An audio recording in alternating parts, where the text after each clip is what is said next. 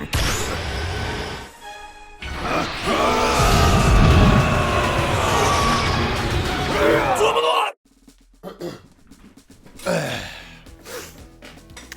don't even know where to start with this. You already know it's gonna be a good video when I have a nervous laugh in the beginning. All right, let's talk about the shit show that took place earlier this week when essentially a live stream happened, a specific live stream that talked about, oh yeah, we're gonna have a world premiere, we're gonna showcase Xenoverse and Fighter stuff, and instead all we ended up getting was essentially, you know, the equivalent. Actually, this is a good analogy. You remember in SpongeBob when Patrick and SpongeBob had, I believe it was Valentine's Day, and SpongeBob had this like crazy surprise for Patrick, but it wasn't ready yet. So instead, he gave him a handshake, and Patrick was just mad the whole time with his hand out. That's what we got. We got a handshake. We were like, cool. So let's talk about this live stream. Where do I start? Let's talk about the easy stuff first. Drama Heroes, okay? Drama Heroes, I'm gonna be honest with you, I am excited to play. April 5th! Yo! It is a little bit different. It's a card-based RPG type of thing. I played the arcade version earlier last year, or not last year, but yeah, actually last year at Comic-Con, and it was a lot of fun. It was definitely a lot of fun. I'm looking forward to playing it. I'm not gonna be super into it, like for example, like Xenoverse or FighterZ, but I'm gonna play it. I'm gonna give it a shot because again, it makes sense to release a game like that on the Switch. And also we got an announcement for Steam as well, and a release date for April 5th. So that part was cool. It was kind of expected because again, that game technically leaked as far as being localized.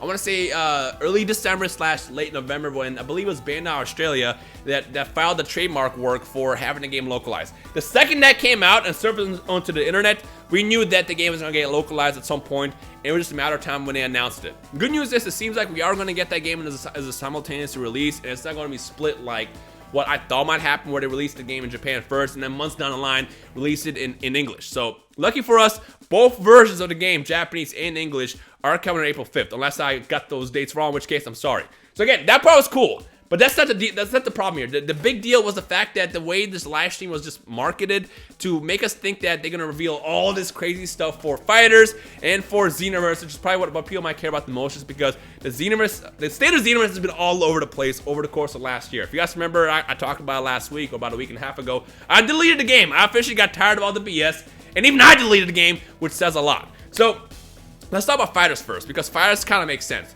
FighterZ, I didn't expect them to reveal anything just due to the fact that World Tour, which is going to be the final tournament of their official tournament run from last year, is going to be on the 26th of this month. Literally 2 weeks from now, I'll be recording this video. Actually, 11 days from now, I'll be recording this video, and I guess 10 days from now, when you guys actually watch this video, there's going to be a tournament in LA that's going to basically wrap it up. And at the end of the show, it only makes sense to drop the bomb on all of us by revealing the next set of DLC, in fact, the next step for the Fighter series. Now, in the past, ArcSys has done stuff like releasing essentially the next versions of a game. We started with Guilty Gear Xrd, essentially where it's the same Guilty Gear game, but enhanced and different and upgraded. Essentially, it's like going from Xenoverse 1 to Xenoverse 2. In this situation, I don't think we're going to get an XR treatment just quite yet. We're probably going to get Season 2 first, and then at some point over the course of the next 5 years, depending on how popular and successful the Fighter series continues to be, we can probably see like a FighterZ 2.0 or like a 2 or whatever.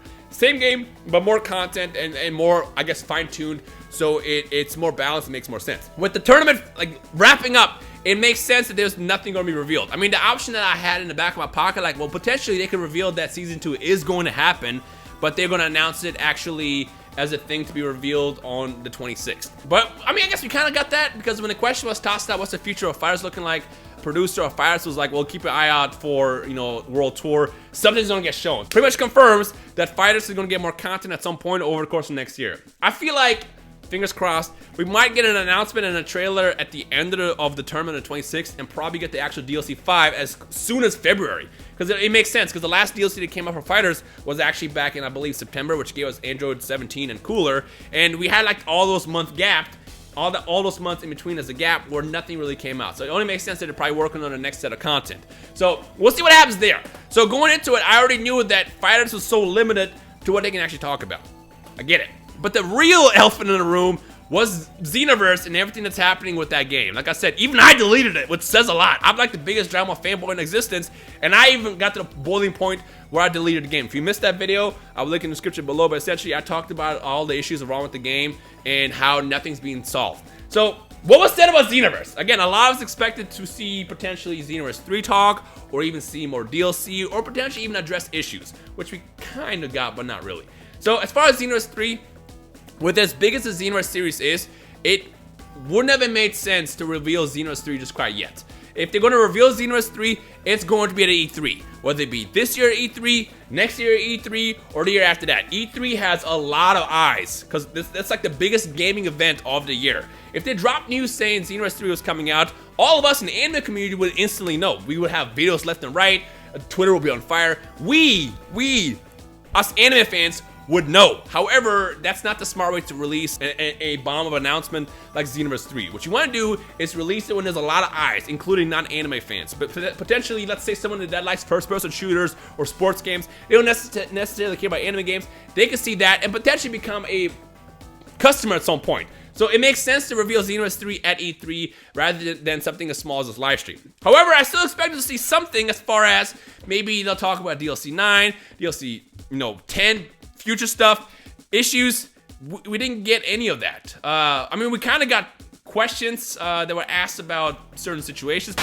But now, one issue we kind of want to address, I'm sure you've heard this too, there's a lot of hacks and cheats in the game. Is there anything being done to fix all that? Oh, hold on! そうですね。本当に皆さん多くの人に遊んでもらえてるのは本当にありがたい。I'm surprised they brought that up on そう stream. いったものはやっぱりどうしてもゲームにはつきものというか、やっぱ出てきてしまう部分かなと思ってます。で、それがやっぱりそのユーザーさん同士の中で圧力になるというか、ユーザーさんにとってのそのマイナスになるっていうことであれならば、そこはやっぱりしっかり対応していかなきゃいけないかなと思ってますし。しっかり情報を集めて、そういうところに関してはやっていくつもりではありますので、ご安心くださいという言い方がいいかわからないですけど、ちゃんとYo, Watermelon, thank you for the sub. というところはお伝えしたいなというふうに思ってます。You didn't answer the question! There you guys go. No more cheating. We are keeping an eye on things. They didn't answer the question! Level playing field.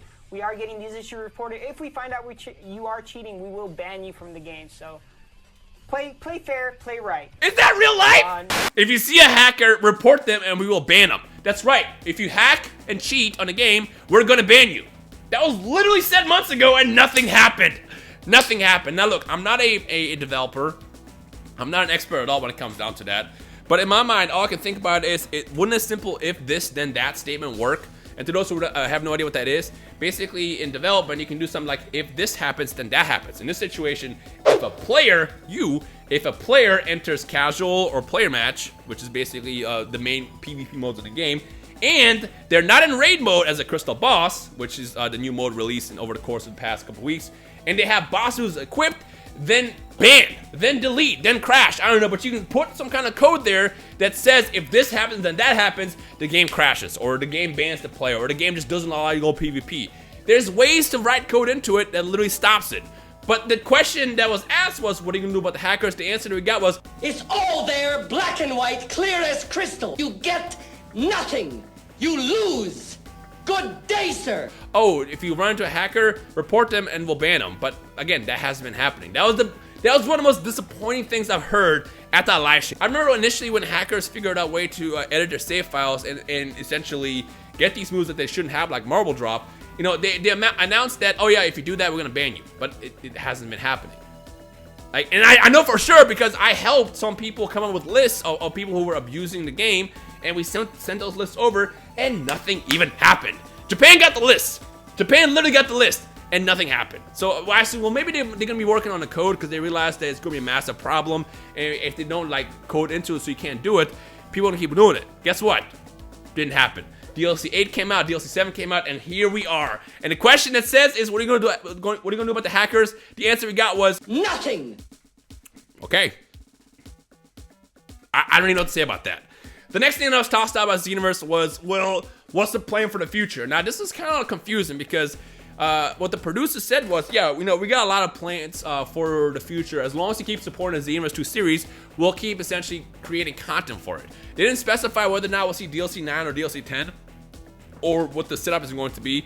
But the answer that we kind of got was, as long as there's fans support of the series, we're going to keep, giving you content. So indirectly, it kind of confirms that there's going to be more DLC, but then it doesn't, because again, I don't know what that means. So essentially what we got during those live streams was they showed off nothing. The world tour is happening for FighterZ, and for Xenoverse, DLC 8 came out a month ago. So I'm like, okay, Where's the new content? Where's the world premiere stuff? Or I guess, you know, technically you can count Dragon Ball Heroes as world premiere. But where's all this stuff that was like hyped up for nothing? All we all essentially got was, we all just sat there for about 50 minutes disappointed and angry and just hammering away in our chats. And there was a lot of people watching. I believe the main live stream on Bandai's channel had about 30,000 people watching it live. I streamed it myself and I was kind of reacting to it as well. I think we had about 4,000 people on my stream, and I saw a couple of my friends as well who were also streaming who had basically a lot of people watching it. Let's say there's about 50,000 people watching it live on Twitch with an X amount on YouTube as well. There was a lot of eyes on this because they expected to hear some kind of news or some kind of like word that change is going to come to these games and stuff is going to keep getting supported, and instead we just got disappointment. I don't know, man. It doesn't make any sense to me. Thanks for the Xenoverse end. Again, it makes sense from FighterZ because, like I said, World Tour was happening. Dragon Ball Heroes getting announced was kind of dope, but we already knew was happening. But really, the Xenoverse stream just has me more disappointed than ever. And it's funny because going into that same day, I was like, am I going to finally re-download Xenoverse after this? I feel like they're going to probably drop the bomb on us and show us something really, really cool. It's going to make me go, you know what? Let's try it again. Instead, it just further reaffirmed that I made the right decision to delete the game. And here we are. Now I'm sitting here ranting about it even more. So I don't know. Comment section below, let me know your thoughts about everything I was talking about in this video. Number one, how you feel about Super Dragon Ball Heroes? Do you care? Do you not care? Two, what do you think about FighterZ and the announcement that's yet to come? And three, the one I care about the most right now that I want to hear from you guys is what do you guys think about the total state of Xenoverse? Everything that they talked about, how they're going to address hackers and cheaters, but they haven't yet. And finally, the future of the series will keep getting supported, but it was really, really confusing. What do you think about all that? Let me know in the comment section below. I don't know what I expected, man. I expected nothing, and I was still disappointed. It was like that meme with Malcolm in the Middle with Dewey. That was literally me when I was watching it. You know what? I'm kind of happy that they didn't announce DLC 9 and DLC 10, because let's be real. If they would have announced that DLC 9 and 10 was coming out specifically, and all these issues were still at hand, it's like, dude, what are you doing? Fix the state of your game first. Literally, fix the game first, and then we'll be happy to pay more and buy more content. But for now, you're literally just like shelling out content for a broken down game with a lot of issues, and you're ignoring it. It's not right. It's not right as a customer and as a fan of the series. Like, if you want to work on giving us more content, by all means go for it. But address the issues first. Address the issues first. Give us an actual netcode change, not a stupid band-aid over a giant wound that's been literally there for years. Give us actual change. Fix the game. Fix the netcode. Stop giving us wigs. Cut down on the RNG. Give us a good drama fighting game with the Xenoverse system, and I guarantee you, we will be really, really happy. I'll be more than happy to play Xenoverse 2 over the course of the next couple of years, but Xenoverse 3 is worked on. If the netcode works, if they get rid of these hackers and cheaters, if they work on balance, if they literally address those main issues, along many others, I feel like we will be happy as fans to keep playing the game. But for now, with how much more problems keep popping up with every single month as we get deeper into this game, this is 3 years in, it just gets worse and worse. I don't know. What do you guys think? Let me know down below. Hit that thumbs up if you agree or disagree or whatever. And let's just see what you guys think. But I gotta say, I have never been this disappointed before from a Dragon Ball game announcement in my entire life. Thank you for watching. My name is Rhymestyle. I'll see you next time. Peace.